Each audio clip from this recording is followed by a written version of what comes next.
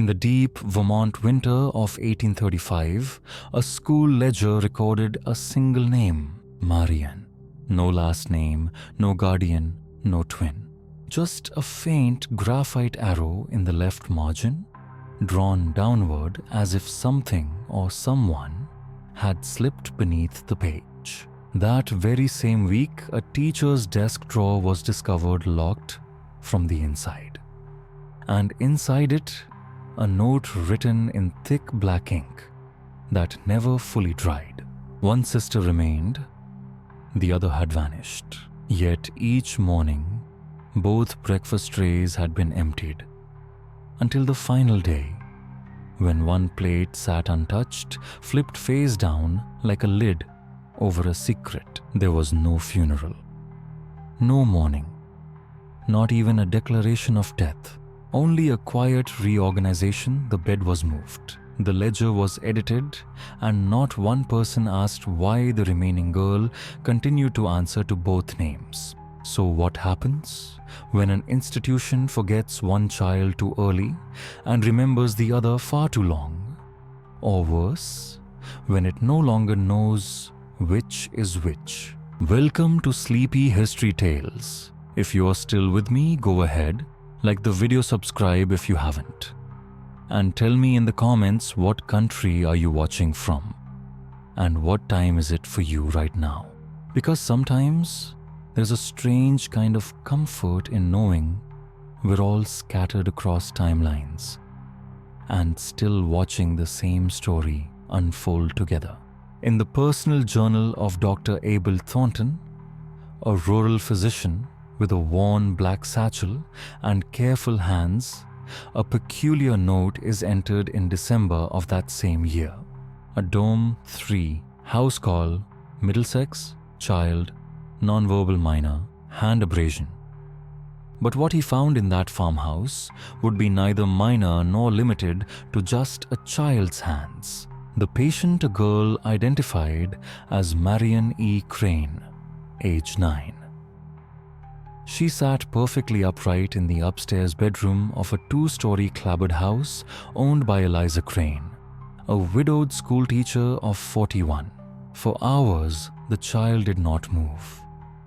Not to speak, not to blink. Her posture was almost unnatural, too rigid, too symmetrical, like something carved.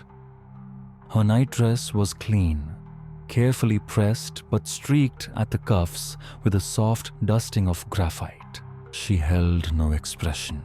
In her lap and across the worn quilt on the bed were dozens of sheets torn from old ledgers, scribbled margins, the backs of hymn books, lesson scraps. And on every single one, the same word was written under.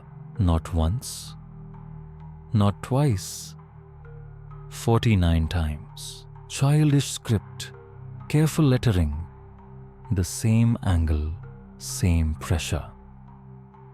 But by the final sheet, something began to drift, each repetition tilting ever so slightly, like the hand that wrote them had begun to lean.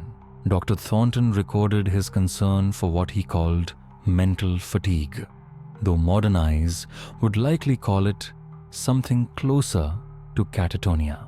He gently cleaned the girl's fingers. Her right wrist showed faint swelling. Beneath her nails, a soft build-up, like chalk or powdered stone. She made no sound. She didn't protest when the papers were removed from her lap. She didn't ask for them back. When asked about her twin, Margaret, the only other child known to live in the Crane home, Eliza answered simply, "She's gone to stay with the church matron for a few nights." But this too unraveled. The local Episcopal house had been shut down for the entire week. Frozen pipes confirmed by the maintenance record of a man named Whitlow on December 1st, and Margaret Crane. No one had seen her since the last day of November. More disturbingly, the school's attendance log, kept religiously by Mrs. Crane herself, still marked both girls present through December 2nd. Each entry initialed each line signed. But on that final day, the ink changes. The loop in the M is wrong. The pressure too heavy, the ink bleeds slightly toward the spine, as if someone's hand had trembled while writing it. Or worse, wasn't used to writing it at all. Dr. Thornton filed a formal record of concern. The town clerk accepted it, stamped it, then amended it with a single line of rare red ink. Only one child now resides at the Crane home. Ledger updated accordingly. No explanation. No withdrawal from school. No burial. No mention of illness. Just a line drawn across the original name, Crane Marian Margaret, struck through. Beneath it, a replacement Crane Marian. Months later, long after what would be called the second incident, the girl's papers were recovered, neatly stacked, stored in a small wooden box labeled Scrap Exercises, Springtime. But something had changed. On the final pages, the word under no longer sat neatly on the line. Each repetition leaned further left, bent, pulled, not just written but entered into as if the act itself had become heavier with each attempt. The very last page had been folded twice, tucked carefully inside a hollowed-out copy of Reader's Primer for New England Schools. On the back of that page, pressed in light charcoal, no words. Just a single shape, a door, no hinges, no handle, just a narrow rectangle, sketched like a memory or an invitation. To this day, no one knows when it was drawn or by whom. And this is only where the mystery begins. If you're still with me, dear listener, leave in the comments so I know you're awake. Because the deeper we go into the history of the Sleeptide sisters, the more it seems someone was always missing, even when both names were present. Subscribe, and I'll meet you in the next chapter. And remember, history never sleeps, but someone always does. Marian never wrote again, not one word. But when asked where her sister had gone, she lifted a single finger to her throat, paused, then slowly pointed to the floorboards beneath her bed. She mouthed it once clearly, silently. Under. According to the official property report filed by Constable Hiram Dole on December 6th, the Crane house was described as well kept, but emotionally disordered, a phrase that appears often in 19th century records when grief begins to cloud judgment, or when something darker is suspected but not said aloud. Eliza Crane, the widow at the center of this case, had maintained her dual license as both a school instructor and a state-approved caretaker since 1830. Her home was one of many in rural Vermont, used to host orphans on short-term rotation. But Marian and Margaret were not temporary placements. They had been with her since infancy. The upper bedroom they shared presented no immediate signs of violence. No broken chairs, no forced entry. The beds were neatly folded, the floor swept, and yet, near the far wall, the constable noted something unsettling. A fractured window pane, its center shattered outward. Tiny shards still rested on the outside sill. From inside the room, it looked as if the glass had been struck from within. Directly below that window, in the frozen dirt of early December, were two shallow disturbances in the snow. Not footprints, not dragging marks, just faint impressions, as though something had been lowered gently from above, or someone had knelt for a long time. Eliza Crane insisted the girls had not left the house in nearly 2 weeks. They'd been kept indoors due to a winter cold snap and what she called a feverish spell Marian had endured. She also claimed that on the morning of December 2nd, both girls were present eating porridge and reciting verses, but neighbors disagreed. Mrs. Lydia Foss, who lived just over the ridge, testified under oath that she hadn't seen Margaret at all since November 30th, and Marian, Mrs. Foss, saw her seated on the staircase for hours, motionless, still in her nightclothes well into the afternoon. She never blinked, never moved, just sat and stared at something that wasn't there. Inside that room, one detail refused to sit quietly. The window, though now broken, had been nailed shut. Not latched, not stuck from frost. Nailed. 4 thick iron nails driven at steep downward angles into the top corners and side frames. No one could say who had hammered them in. No tool marks were found. And the nails themselves were old heads, slightly rusted, suggesting they'd been there long before the break occurred, which leaves the contradiction hanging in the air like frost. How could a window nailed shut from the inside still fracture outward? The constable asked again about Marian's condition. Her fingertips still red and raw, abrasions beneath the nails as if she had clawed at something tightly packed. Eliza said she'd slipped on the back stoop gathering firewood, but Marian had already told a different story. She hadn't been outdoors. A search of the desk cabinet uncovered a folded child's apron, pockets filled with fine sawdust. Inside one was a length of grey yarn looped tightly around a small wooden stick, the kind used to bind school slates or secure rolled lesson scrolls. No one knew where it had come from, and when asked directly, Marian said nothing. She simply looked down. 2 days later, the constable returned. The bedroom had been sealed. The window left undisturbed, or so they believed. But something had changed. The nails gone, not pulled, not broken, removed. Cleanly, no markings, no splinters, no pry marks. The frame had been wiped down. The fractured pane still cracked, but the outer sill had been scrubbed clean. No order had been given. No one admitted to entering the room.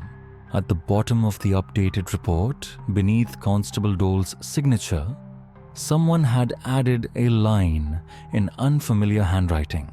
One left, one remains. The sill says otherwise. Of the few surviving artifacts from the Middlesex Parish School, one collection remains particularly haunting.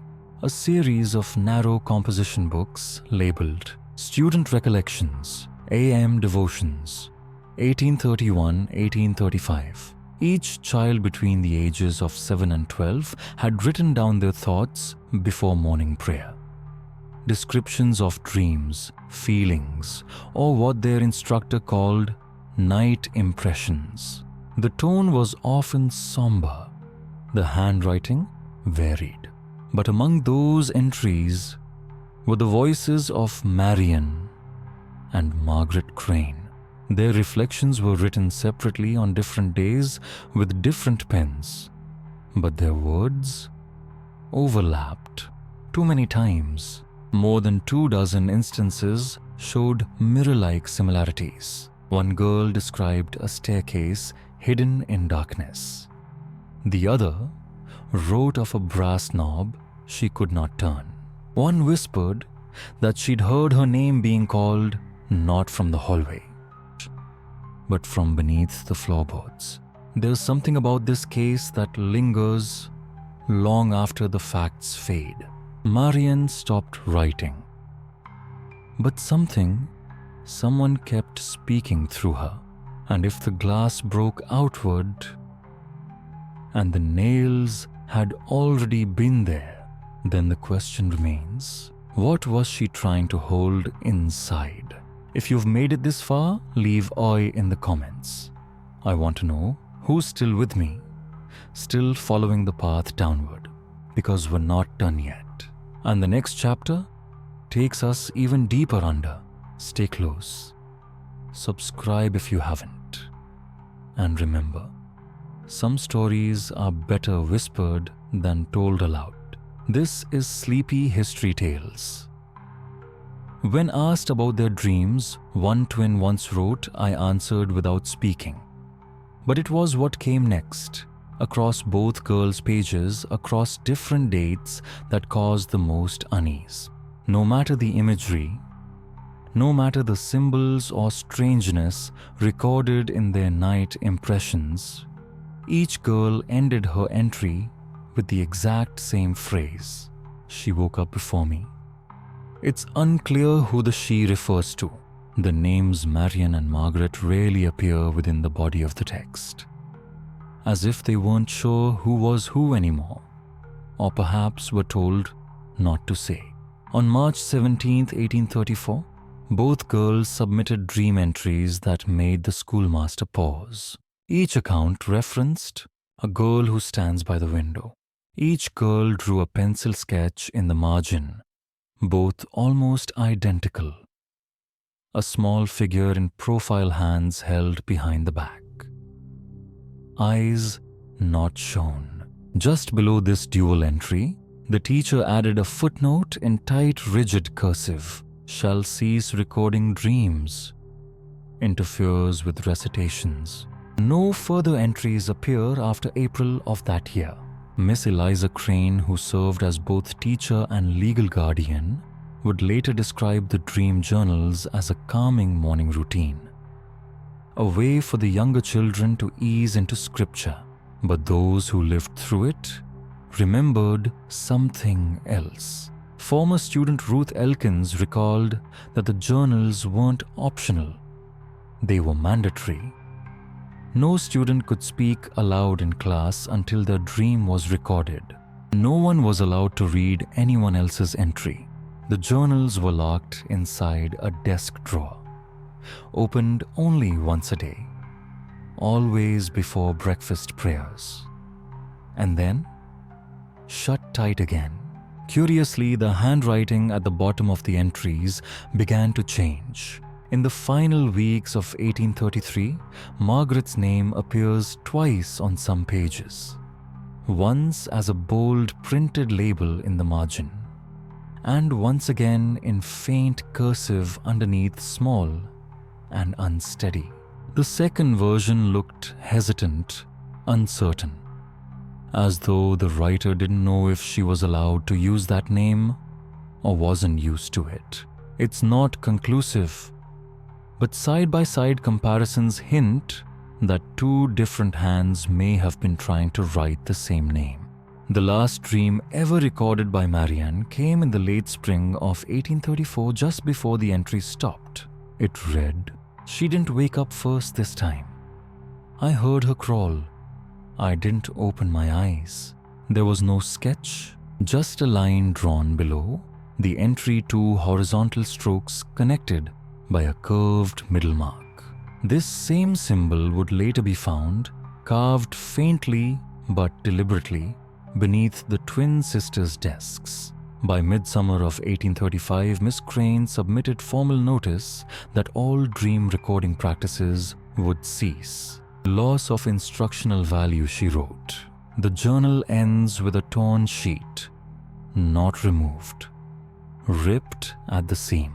On the reverse side of that final page, a faint impression, the result of pressure from a pencil resting on the sheet above. Magnified under light, it reveals two names. Both begin with M.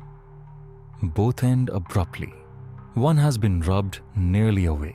The other has no period. Among their classmates, Marion and Margaret Crane were long admired their behavior, seen as perfectly disciplined. Identical in face, identical in posture. The kind of symmetry that earned praise in an age that rewarded silence and obedience. But years later, in interviews and archived journals, a different story emerged.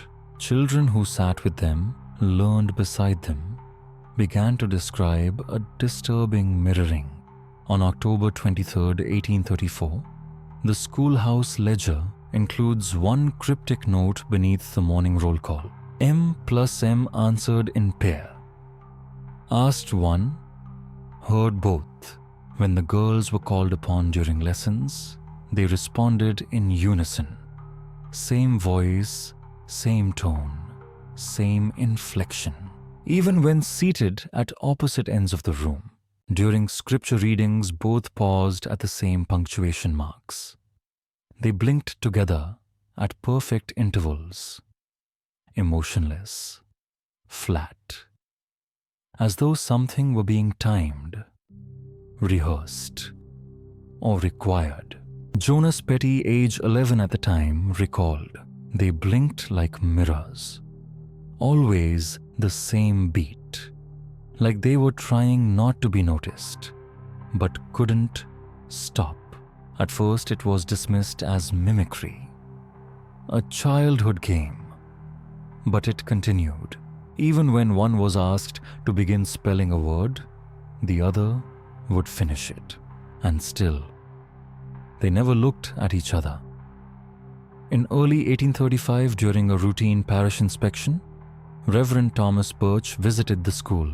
In his journal, he made a passing note, "The Crane girls speak as if one mouth from two stems, like two lanterns from the same wick." But that poetic observation belied a deeper concern. In a private letter, never intended for public view, Reverend Birch wrote more plainly, "There is no sign of possession, no demonic trace. But I remain deeply unsettled. They anticipate each other not out of love, but necessity.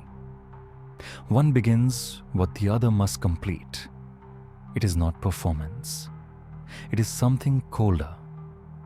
And then the first physical divergence." January 14th, 1835. Margaret arrived at school with a bandaged ankle. She limped. No explanation was given. No injury reported the day before. But in her seat, Marion winced when Margaret sat down. She did not look at her. No one asked questions. No one recorded how long the limp lasted. But it was the first moment that suggested something was being shared between them, and that one might be taking on more than the other. The further we travel into their shared mind, the more blurred the edges become. Did they dream in tandem? Or did one sleep while the other stayed awake and remembered?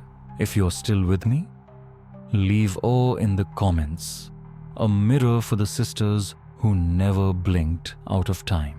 And if you feel unsettled, it's not just the story, it's the rhythm, the precision, the sense that somewhere two voices became one, and no one noticed until it was too late. The next chapter will take us even closer to the truth. But be warned, when symmetry breaks, something always slips through. This is Sleepy History Tales.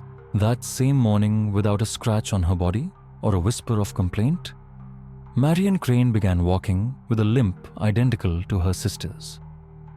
When asked about it, she replied only, "We practiced this at home." Just that. No further detail.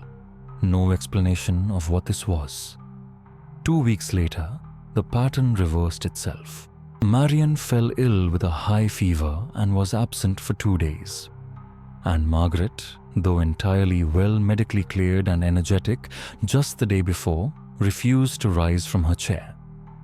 Through every lesson, every bell, even recess, she sat immobile. Her hands rested politely in her lap, her eyes fixed downward. When spoken to, she responded only in the present tense, her tone oddly vacant, as if the questions were not hers to answer, but someone else's. Someone still present, perhaps in a way no one wanted to admit. Oddly, none of these behaviors resulted in disciplinary action. Not once. Miss Eliza Crane, their instructor, made no formal complaints. She chalked it up to something she called twinned instruction, a phrase she used only once in a letter to the parish board that winter. In it, she wrote that the girls were more alike in spirit than most care to admit, and that separating them caused emotional unrest, not conducive to education. Inspectors conducting the 1862 county restoration would later uncover an oddity in the back cabinet of that very classroom. The cabinet was still intact, unopened for decades. Inside, they found 2 slates perfectly identical in size, style, and wear. Each bore shallow but permanent grooves from lessons carved too forcefully. The words etched in both, "Name your shape, name your sound." Yet, no such phrase appears in any official curriculum from the time. The handwriting didn't match either girl. Taped to the underside of one slate was a piece of aged cloth, a scrap torn from a dress hem. Faded pencil script ran along the edge. "Nearly illegible," she said it before I could. In the spring of 1836, the Middlesex Parish School reopened after nearly a year of quiet closure. There had been no announcement, no trial, no explanation. Miss Eliza Crane had simply disappeared from the rolls, replaced by Mr. Leland Graff, a circuit educator brought in from Hartford. Graff was advised not to disturb the upper storage cabinet. He was told to keep the old seating chart as preserved. He didn't ask why. But during one of his routine cleanings, sweeping under the front row benches, he discovered something deeply unsettling beneath the seat once shared by Marianne and Margaret. Etched into the wood under the shared bench was a strange gouge, long about 17 inches, erratic. Not carved in a single stroke, but scraped repeatedly and awkwardly like someone working from an uncomfortable position. It curved slowly from beneath the left leg rest to the right in a near-perfect crescent, just shy of connecting end to end. At first, Graff thought it was graffiti, just a child's idle scratching with a quill or nail. But when he tried outlining the cut with chalk, the mark revealed itself as whole smooth and cleanly curved, as if intentional all along. And then, the position. That was the part he couldn't rationalize. The desks were bolted to the floor. For a student to create such a carving, they would have had to lie on their back under the bench for hours, arms raised, body contorted, without anyone noticing. No records, no mentions, and no other staff had documented its existence. He searched the building for tools. Nothing. No jackknives, no loose nails, no woodworking implements that could have made such a cut. And yet, the mark was aged. The edges darkened by time. It hadn't been made recently. Graff wrote a private memo to the county clerk. It was never recorded, but among his estate papers found decades later was a curious note in his handwriting, arc like a tether to join what is not two. Seems not a design, but a path. Within a week of discovering the carving, he separated the desks, reassigned seats. No child ever sat at that station again during his tenure. Eventually, he had the desks removed entirely. He stored them in the chapel outbuilding across the lane. They remain preserved to this day, stored in the Worcester County Historical Depot. Catalogued only as anonymous artifacts from the early 1800s, but look closely beneath the varnish on one leg rest. There's another faint line nearly erased, barely visible. It sits just beneath the ark. It says, "Begin where she left off." In her final correspondence to the Parish Relief Board, dated December 18th, 1835, Eliza Crane provided her only account of the daily routines she'd followed with the Crane girls for nearly a decade. But we'll come back to that, because the next few entries, well, they complicate everything we've just told you. Pause. Then, softly, "Are you still with us? Good. Let's keep going." Each morning at midday, and again in the quiet lull of evening, Eliza Crane prepared 2 identical trays of food. Simple, humble meals. Porridge, salted biscuits, sometimes soft-boiled potatoes. She carried them herself to the narrow upper room the girls shared, always placing them on the folding table between their beds. She never stayed to watch them eat. By morning, both trays would be empty always, until the morning of December 3rd, the day Margaret Crane vanished. That morning's breakfast, Eliza would later recall, was rye toast, a cup of milk, and pear preserves. She remembered it precisely. She remembered the weight of the trays as she carried them back down. One had been scraped clean as always. The other was different. The untouched tray still held everything. The spoon lay neatly beneath its napkin, unused. The toast remained flattened beneath the tray, which had somehow been flipped upside down and pushed toward the foot of the bed. The pear preserve had spilled, soaking into the wooden floor, leaving a dark, sticky oval that would never come out, no matter how much she scrubbed. She noted it in her housekeeping log, but told no one. Margaret wasn't missing yet, she insisted. Marian had simply told her sister was sleeping late. The room was dim, the windows coated with frost. No signs of disturbance. Margaret's blanket had been pulled tight, her pillow slightly dented, as though she'd just risen quietly and perhaps gone outside. But she hadn't. 2 days later, the parish investigators inspected the tray. And that's when things began to shift from unusual to deeply strange. On the underside of the tray, they found a set of fine scratches. 5 parallel lines. Uneven, faintly curved, as if etched by a dull fork or by nails. The fork on the tray, however, showed no damage, and there were no missing utensils. Then came the second spoon. It had been tucked under the napkin alongside the untouched food. But unlike the usual placement, this one was upside down, its bowl pressed firmly into the cloth beneath it. Almost intentional. When the napkin was lifted, they saw it faint, greasy graphite residue. The start of a word. Just the partial letters da, damn. The rest of the phrase had not been completed. No other writing appeared. Eliza swore she had only brought up 2 spoons that morning. But when investigators examined the kitchen's flatware, something didn't match. One spoon bore the typical wear. The second was older. Its neck bent slightly with faint initials engraved on the handle, MC Margaret's initials. But here's where it gets even stranger. The parish records confirmed that the house had been issued only 2 sets of flatware. Identical.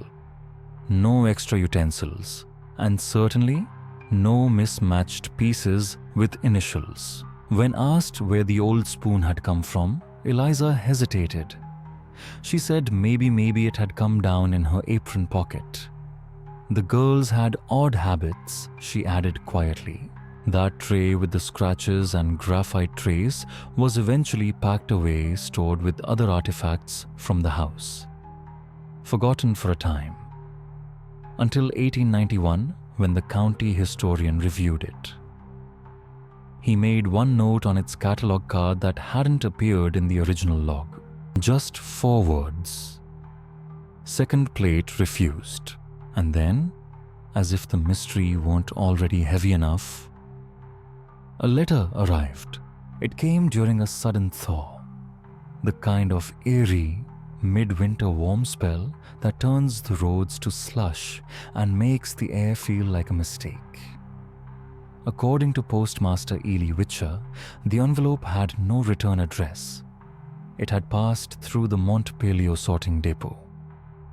And its destination was written plainly in narrow, uneven black ink for M plus M Crane.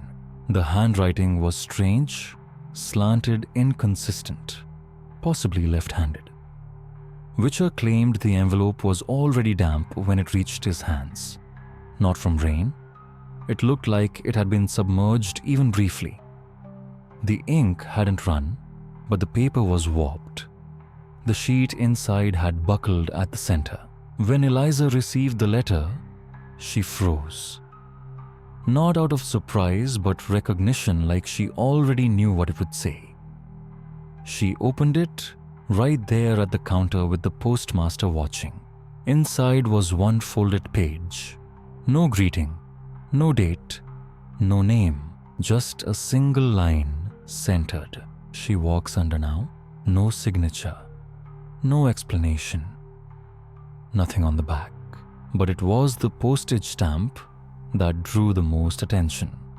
A common brown 5-cent issue from New York, but one corner had been folded and deliberately tucked beneath itself. When the stamp was carefully lifted, they found a faint ring of discoloration beneath it. A subtle circle, likely the residue from sealing wax. But no wax had been used to close the envelope.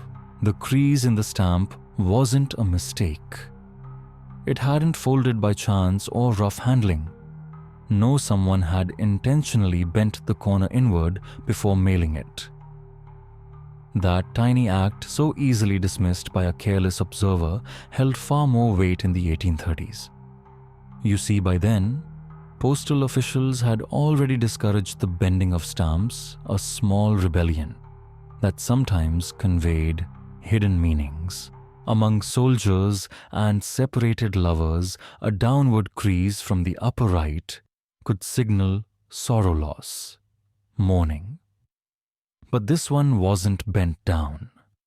It had been tucked inward almost shyly, a gesture not meant to communicate, but to hide, to obscure. Eliza Crane slipped the envelope into her private ledger, pressing it between 2 brittle pages of old newsprint. But the letter didn't stay buried for long.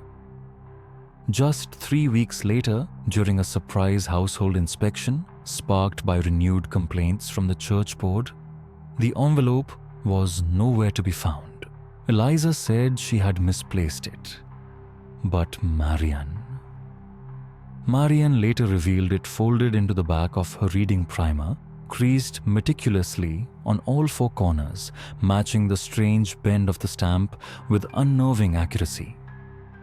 When asked if she had read the contents, the girl simply nodded once and said, "It isn't a message." She wouldn't say more. And no one could get her to. Testing in the 1830s, of course, meant little more than holding the paper to lamplight and peering through a magnifying glass. But even under that crude scrutiny, something was found, a faint indentation beneath the printed lines. A shallow pressure mark so slight it disappeared head-on, only revealing itself when viewed from the side. Someone had written and then erased. Graphite tracing revealed the beginnings of a second word.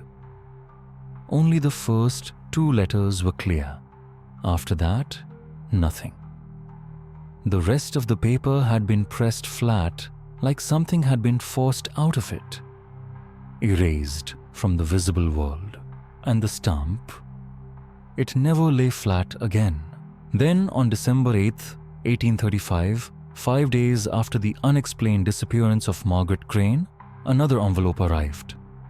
No postmark, no seal.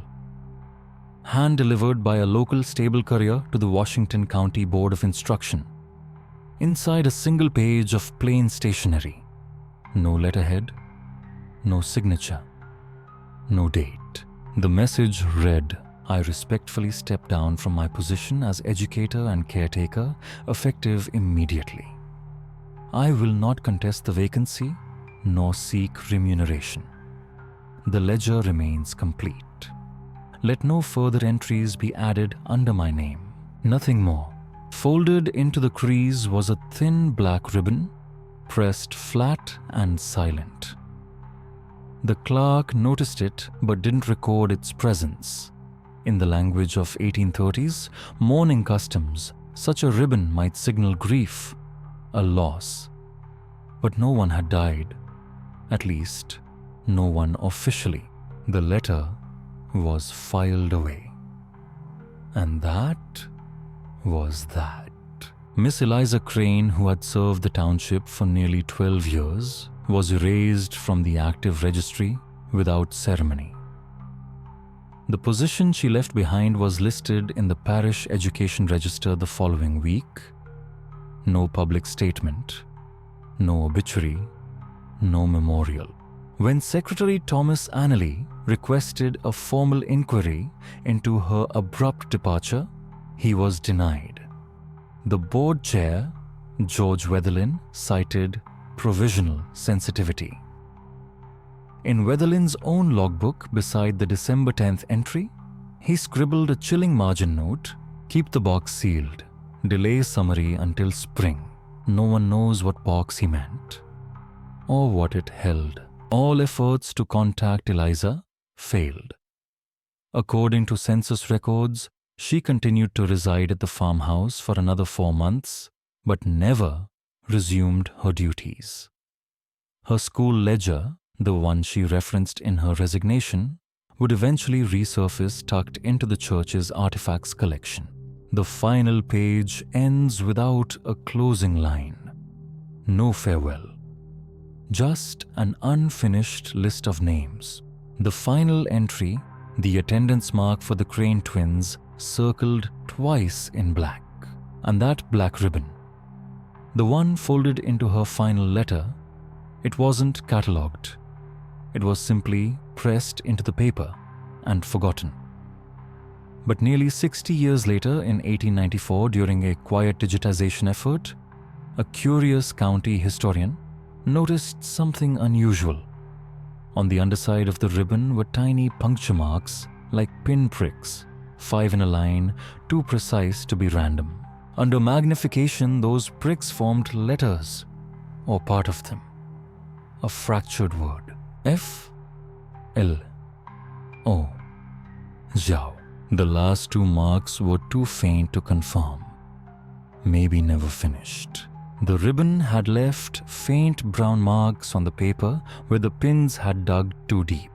Eliza Crane's name lingered in the town's deed records until 1840, when the farmhouse quietly transferred to township ownership. No buyer listed, no witnesses. Just a stamped record filed 6 months after her presumed disappearance. Her death is not recorded in any county archive. She was never buried in Middlesex, never reappeared on a school roster or a church ledger or a marriage announcement. The very last time her name appears is on her resignation letter, where she's not called teacher widow or even guardian.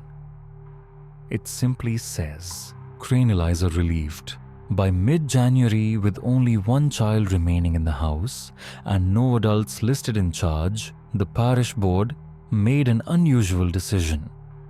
They didn't send a physician, not a constable, not even a pastor. They sent 2 carpenters. Publicly, their task was to inspect the building's foundation ahead of the spring thaw. Privately, they had a more unsettling purpose: to determine whether the room where the Crane twins had once been kept could be made usable again. The room had remained sealed in stillness ever since Marian was moved to the guest chamber weeks earlier.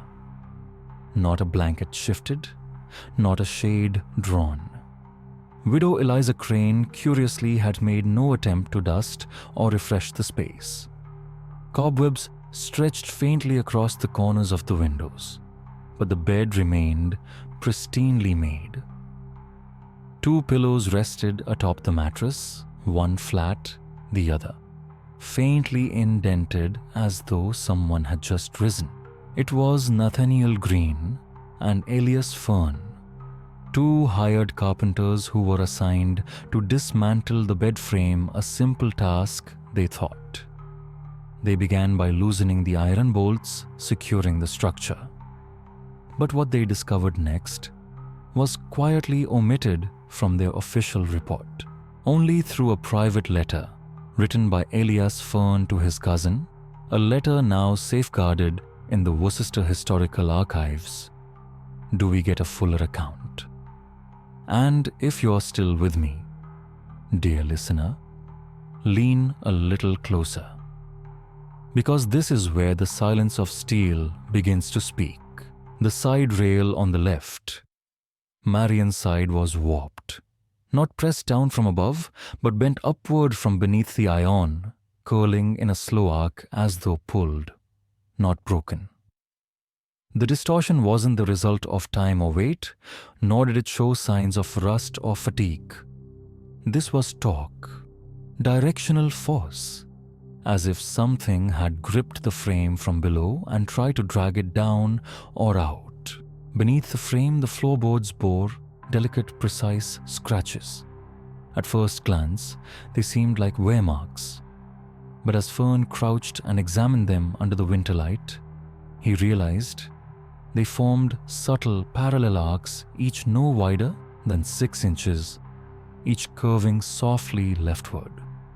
No random gouges, no frantic struggle, just repetition, ritual, as if someone or something had practiced the same motion over and over again. Fern, careful and deliberate, traced them with carpenter's chalk. When connected, the lines resembled the same looping symbols documented in the girls' dream journals. Those incomplete spirals always tilting left, like the echo of a signature unfinished. Then, in the shadowed corner behind the iron post, Green discovered something stranger. Still a knot of coarse linen threads, grey and rough, caught in a splintered floorboard. They were longer than anything used in household linen, at least 8 inches, when unfurled, and clearly didn't match the bed sheets or anything else in the room. When questioned, Eliza offered a peculiar explanation. Perhaps the child had simply sat too long in one spot. But Marian, when asked later, refuted this entirely. "I didn't sit on it," she said. "Not since Margaret disappeared. She slept there." A pause, and I laid down beside the weight. No follow-up was recorded. That same winter, the parish ordered the bed removed. It was carted to the basement of the old schoolhouse, placed alongside a handful of the twins' belongings. But by the time the county records were digitized in the 1990s, that particular frame had vanished from the inventory list. All that remains today is a single handwritten tag, nearly erased on the back of an architectural plan. 5 words in ink, barely legible. One side never rose again. Never. The welfare assessment of Marian Crane took place in a small vestment room on the 2nd floor of the parish hall. A space usually reserved for Sunday garments, their outlines faint behind frosted glass. No audio survives, no transcript. only a brief note logged in the county relief register, signed by Elena Hatch, a midwife and clerical aide brought in during the slow collapse of the institution. Her summary was clinical. Interview difficult to progress. Child withdrawn. Answered to both names.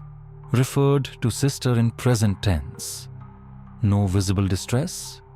Suggested shared, dreaming continues. Request psychological referral. Denied. In a later letter, Hatch would reveal a few unrecorded moments. Marian had been asked standard intake questions. Name, address, guardianship. When asked the name of her twin, she whispered softly, Marian. There was a silence. And then she added just as softly, Margaret. No correction. No clarification. When asked which was correct, she stared directly ahead, expressionless, and said nothing more.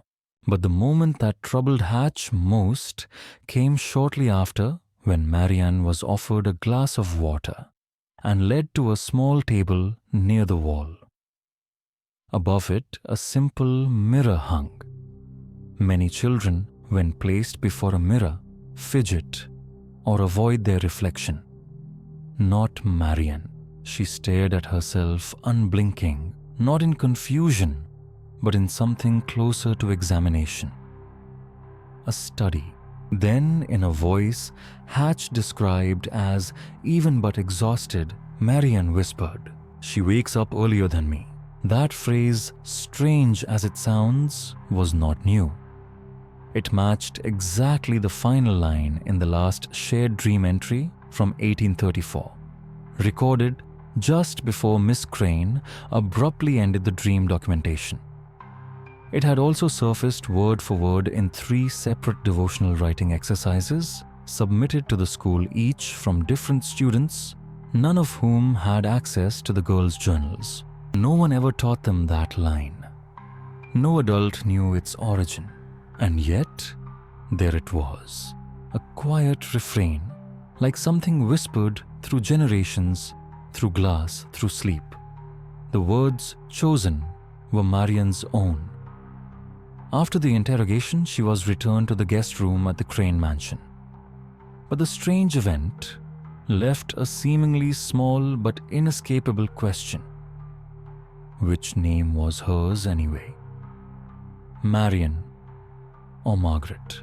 Clark began alternating between both names in the records. Some forms listed her as Marianne, others as Margaret. In the first draft of the county census, the child was listed simply as Major Crane, age 10, and no twins were mentioned. A later update included a faint pencil note in the margin, responds to both names. At the request of the parish council, the mirror used in the interrogation was removed from the room. It was put into storage, but was broken during a spring cleaning.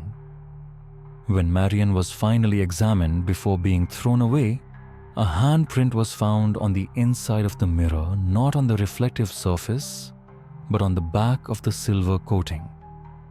What was even stranger, it was not a complete print. There were only 4 fingers, no palm. The glass had never been opened, and no effort had been made to preserve the print. When Marianne was asked again a few days later, she said only one sentence in a monotone, as if she were talking in a dream. I know when I'm not awake, but she doesn't. Sleepy history tales. Viewers, did you hear that? She didn't deny that there was a she, but who was she? A rare daguerreotype taken a few weeks later shows Marianne sitting alone, silent, expressionless. But there was one detail that still left the story unfinished. On the lower edge of the silver plate, just below the foot of the girl's chair, was a faint pencil line so small that the photographer probably didn't even notice. Both present, At the same time, Elias Knowlton, the town clerk, was consolidating the school roll books in preparation for the parish review of 1835. He had been prepared for inconsistencies, missed names, and scribbled signatures, but what he didn't expect were the pencil marks, thin, faint, and regular as a mechanical pulse, appearing on the edges of the roll book. These marks were not in the main body of the text, but pressed against the outer edge of the page. They appeared only next to the names of the Crane sisters from October 1834 to December 1835. Each week there was a row of vertical lines, 2, 4, 6, or 8, always an even number, always in pairs. No explanation, no notes, just repetition week after week. The only exception, Margaret's last week in school. On December 3rd, there was only one line next to her name. Still straight, still in line, but alone. No one had noticed it when it was first filed. It was unsigned, uncrossed, and notated. At first, Knowlton thought it might be a prank. But as he compared the entire roll, his unease grew. No other student had similar marks. No one else. And the pencil marks had nothing to do with holidays, illnesses, or absences. Curious, he ran the tip of his pen lightly along the edge of the page. Some of the marks were clearly deep impressions, not just writing, as if someone had pressed hard through the hard cover of the notebook. The single mark on December 3rd was the deepest. It was as if the hand that had written it had paused, hesitated over something. Knowlton presented the notebook to the town council. It passed from hand to hand, then was dismissed as an unimportant detail. No one mentioned it in the official records, nor were there any changes in the education or census reports. But Elias Knowlton did not forget. In a letter to the county registrar, he described another detail on the back of the last roll call page. He had noticed a round smudge about the size of a thumbnail. When held to the light, the concave circle of a whiteboard pencil eraser is clearly visible. In the center of the eraser, there is a faint curve like the tail of a handwritten M erased, unfinished. Just below is a faint horizontal mark, like a line that interrupts the upper loop. Not a name, not a complete letter, just a symbol begun, but never completed. The detail does not appear in any official records. The following spring, Elias Knowlton resigned. In his personal notebook, now in the Vermont State Historical Archives, he wrote one last line below a copy of the marginal markings, always even, until not. That last page was never rewritten. The margin marks were never explained. But decades later, when the Clark's family began digitizing the ledger for preservation, a quiet anomaly appeared, one that no one had logged. On the bottom corner of the December 3rd page, a second tick mark had been added. Fresh, unmistakably recent. But the page hadn't been touched in years. It was Deacon Marley who uncovered the final note during a routine reassignment of unused rooms in the old Crane residence. The schoolroom hadn't been entered in weeks. Winter boards still covered the windows, and the fireplace was cold with brittle ash. At the far end, Miss Eliza Crane's desk stood untouched, locked. Its drawer bore the ghostly outline of a missing key, dust, marking its absence like a chalk outline. Using a hearth poker, Marley forced it open. Inside, nothing extraordinary.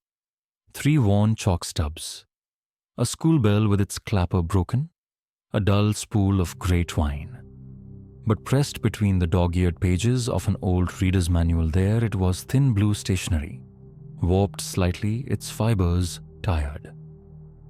centered carefully in a narrow, trembling hand. She is not gone. She is beneath. No signature. At first, it seemed like the fevered scribble of a frightened child. Troubling, but not inexplicable. Yet when Mali lifted the page, something broke the veil of reason. The ink smudged across his glove. Still wet, as though the words had just been written. Startled, he let the note fall back. 2 days later, he returned with a county clerk to formally record the finding. But the ink still hadn't dried. It hadn't evaporated. It hadn't faded. It remained suspended. Even after resting for days inside a locked drawer away from air, from heat, from light, the words were wet to the touch. Alive in a way paper should never permit. A blotting sheet pressed gently against the line lifted the ink as though it were fresh.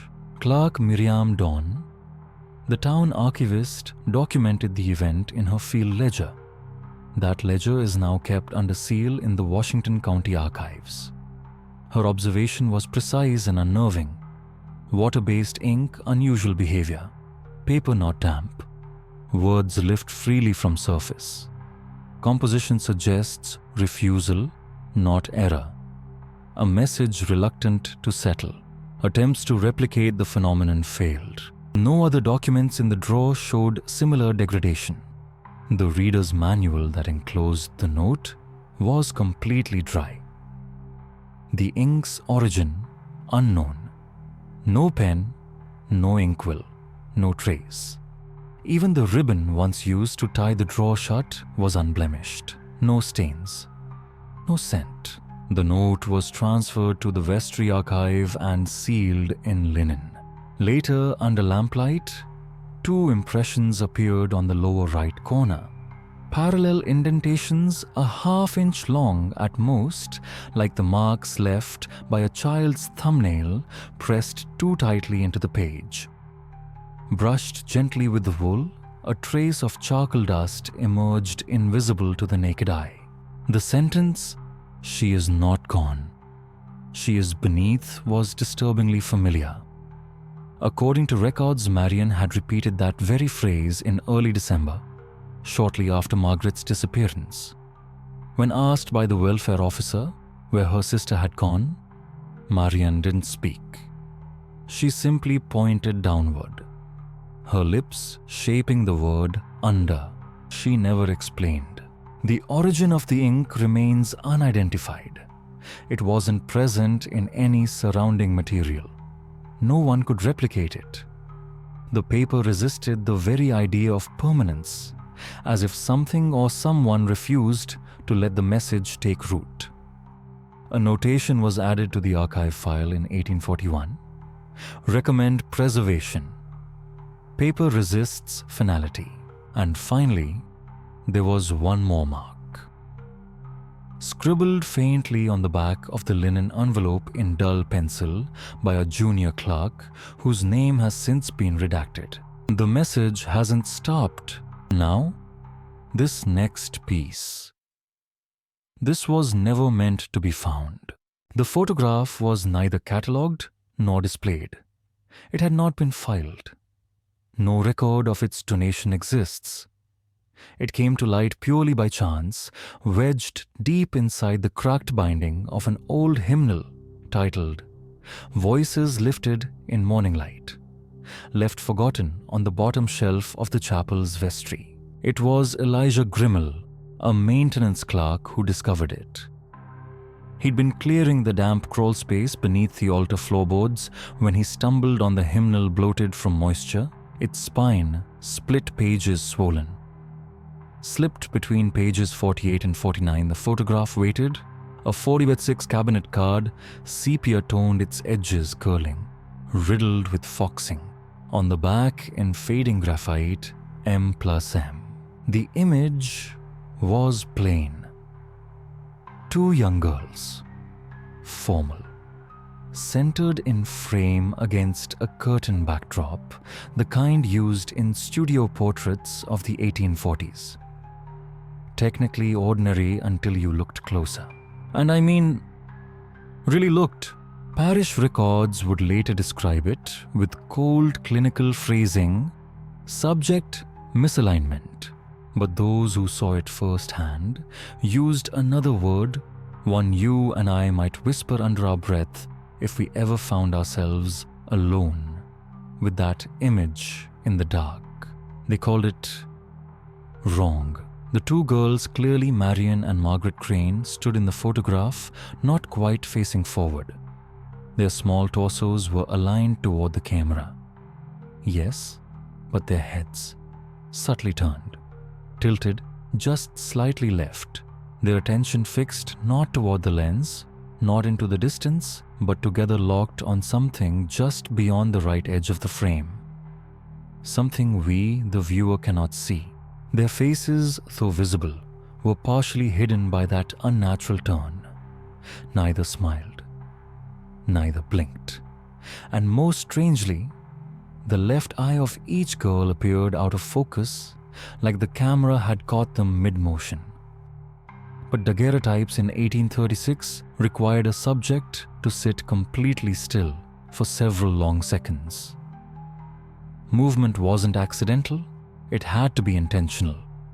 Either they turned slowly during the exposure, or someone had broken their stillness. The town photographer Ezra Melvin ran a modest daguerreotype shop out of his barn. He'd photographed dozens of children at the Crane schoolhouse that year. His ledgers, still intact, record multiple appointments with the Crane twins, including one group portrait taken with 5 other students in late August. That group photo is crisp, centered, ordinary. The girls appear fine, but the cabinet card found in the hymnal, it wasn't listed. No session logged, no payment, noted, no delivery scheduled. And unlike Melvin's other works, this print bore no maker's mark. Ezra prided himself on signing every image with a delicate embossment of his name. This one, blank, anonymous, unclaimed. In the 1980s, a forensic archivist scanned the image and noticed something deeply unsettling. The girls' gazes, although angled left, both converged precisely on the same invisible vertical axis. They were looking at the same thing, or someone. It suggested the photo had been cropped from a larger frame, but no full-size version has ever surfaced. Then there was the note. The red ink scrawl found years later, beneath mildew on the back of the card. Barely legible, faint as if written in a trembling hand. It read, "They turned before we asked." That spring, the Crane schoolhouse was quietly shuttered. No official reason linked the closure to the events of the winter before. No grand announcement, but internal memos from the Washington County Board of Instruction revealed concern, not scandal, not panic, just discomfort, unease, and it started with Jed Harmon. Harmon was a local carpenter hired to reinforce the school's front stoop and fix the warped shutters. His work order from April 14th in 1836 included a peculiar note: "Subfloor moves after dusk. Sounds like settling, but no frame shift recorded. Taps audible. Always two. Always again." He returned 3 separate evenings to complete ceiling work. Each time, the same thing. The floorboards along the front row, right where the Crane twins had sat, refused to hold. He nailed them down, fastened screws deep into joists, and every morning, he'd return to find the fasteners removed. Not missing, just gently placed in neat little piles next to the loose boards. as though someone or something had carefully undone his work. At first, the town clerk blamed it on spring thaw, normal wood contraction, but Harmon disagreed. The disturbance only affected a very specific 6-foot section near the far wall. Blueprints from the 1820s showed no crawl space beneath that area. The foundation was stone, solid, dry. When workers finally pulled up the subfloor to check for damage, they found nothing. No rot, no cavity, no explanation. Except for 2 floorboards, each marked with strange indentations spaced exactly 8 inches apart. Tiny oval-shaped impressions about a 1/4 inch wide arranged in pairs, repeating over and over. Someone decided to seal the section with tar and pitch. It was an unusual choice, normally used for barn lofts, not classrooms, but they hoped it would hold. It didn't. On the morning of May 3rd, the crew returned to find the pitch cracked. Cleanly. Not chipped, not smeared, lifted like a shell peeled from beneath. The grain of the boards remained intact, but the pitch had split in perfect symmetry, outlining the same section Harmon had tried to reinforce. Something beneath had pushed upward in silence. Parish minutes that week include a final, hurried motion. Recommend closure of instructional structure due to ongoing disrepair risk of undermining. Recommend transfer of materials. No official reason ever recorded. No final photograph. No explanation for what the Crane twins saw. And perhaps most haunting of all, no one ever asked what they turned away from. The official reason was simple structural instability. That's what the report claimed when the old classroom in Middlesex Parish was closed without warning. But as always on this channel, the public explanation rarely tells the full story. And if you've followed us long enough, you already know to read between the lines. In truth, something stranger happened that final week. A visiting instructor from Montpelier, Mrs. Althea Desmond, had been invited to evaluate the schoolhouse for future use. She stayed late the evening of May 5th, and what she reported after that night was quietly sealed in an internal memo, not meant for the public. Her statement: quiet, chilling, precise. The taps began beneath my feet, in pairs, 7 times, then once, then silence. Mrs. Desmond didn't describe it as vibration or tremor or movement. She used the word knocking. Dull, measured, always in pairs, always at floor level, and always after midnight slowing and then stopping. The following week, all desks were removed from the building. No announcement, no replacement. The floorboards, still intact, were stacked neatly along the back wall, marked plainly for firewood. But something curious happened after that. When the building was finally condemned and boarded up, the wood was never taken, never burned, never touched. It remained there untouched for decades. And in 1931, just before the schoolhouse's final demolition, an archivist was allowed a brief inspection of the interior. He noted one thing spray painted on the inside wall, not a number, not a construction note, just a phrase. Do not nail. Why? We still don't know. Now, if you've been with us before on Sleepy History Tales, you'll know that one of the most powerful clues in any historical mystery is what gets left out, not what's said, but what's missing. And in 1836, something went missing from the Middlesex Education Census.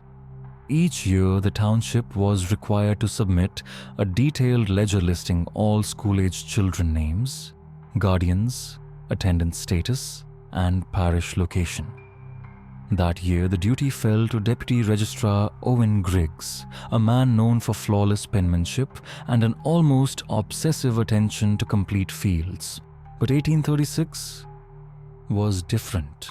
Everything looked normal at first. Under C, we see Kins Rebecca, Campbell Jonas. The names continue without issue, D, E, F, on and on until we reach the letter M. There, all at once, it stops. Just one name appears, Marian. No surname, no address, no guardian, no enrollment code, no mark in the column for attendance withdrawal or status. Instead, off to the right of her name, where a registrar might write her age or method of instruction, was something stranger. A single pencil arrow, thin and slanted, pointing downward. No explanation. The next page, entirely blank. No names, no heading, no marks at all, except in the bottom right corner, a single word. Under, not part of a field, not a comment, not a form label. Just one word written faintly in cursive as if added in hesitation.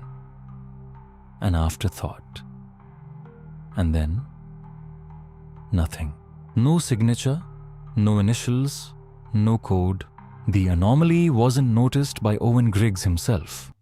It was caught by a visiting census auditor from Montelio Harold Mill sent to review rural ledgers as part of a proposed education reform. His journal entry on the matter remains archived today. He wrote, the line ends too early. No surname, no next child. Then silence. And that word. Not a mistake, not an omission, something else. Mill asked Griggs for clarification. Griggs replied with surprising calm the name had been forwarded from the parish board, he said. He was instructed to record the child as present, but unassigned. He had received no further direction. He could not explain the arrow. He claimed not to recall writing it. A later note filed by Parish Secretary Ruth Anninsley hints at a quiet, internal discomfort. The note, now highlighted in red ink in the county archive, reads, "No correction required if no correction requested." And like that, the matter was dropped. There's no evidence that Marian ever attended formal school, not in that district, not in any other township. No teacher marked her as present. No roll call listed her name. And yet, she's there in the 1836 ledger, alone, unexplained. Later entries resume several pages on, with no reference to the skipped child or the blank page. The past just moved forward as if nothing had happened. But it did.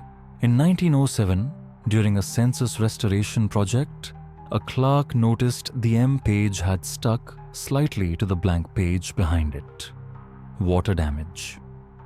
Upon carefully peeling them apart, the word under had left a light impression across the following page.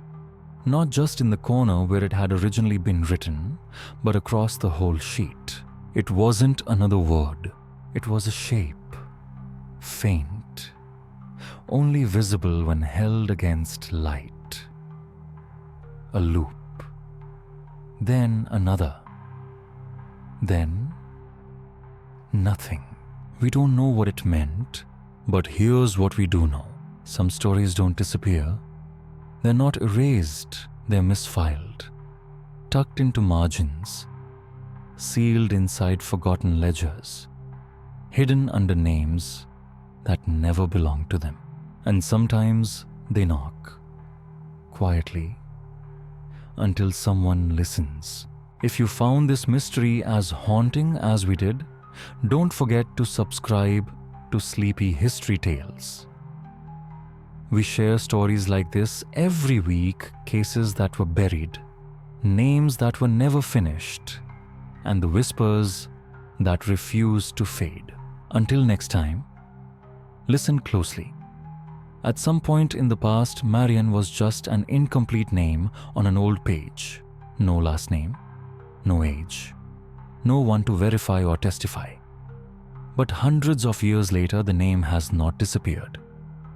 Not because anyone remembers her, but because the records are never truly erased, just quietly folded. Educational records are usually treated as purely administrative documents. Lists, codes, notes of attendance or absence. But if you ever look long enough at an old report card, you will notice the blank spaces speak too.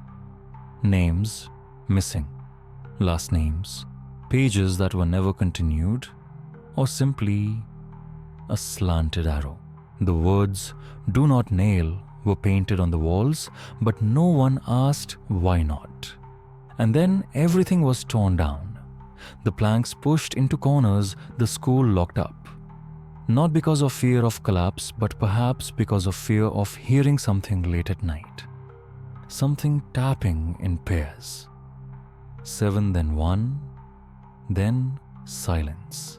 In a whirl of numbers, of spreadsheets, of clockwork spring censuses, anything that doesn't match is often seen as a mistake.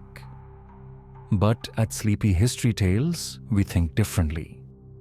We believe that the hidden things, the erased lines, the single words like underlying quietly in the corner have a reason to exist. Perhaps Marian never had a school, never had a room, a desk, or a teacher. But her name still exists, fighting oblivion with its own vagueness. She is not forgotten, just misplaced. And you know what? Not all ghosts knock on doors, not all mysteries emerge in the mist. Some things live only in silence, in numbers, in musty books, and in the memories of those patient enough to look closely.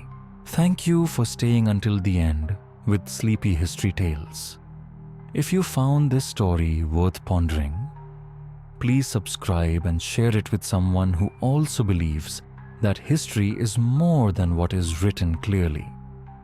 Sometimes, the truth lies in the blanks. Sleep well and don't forget to double-check for misaligned lines, folded pages, and unnamed arrows.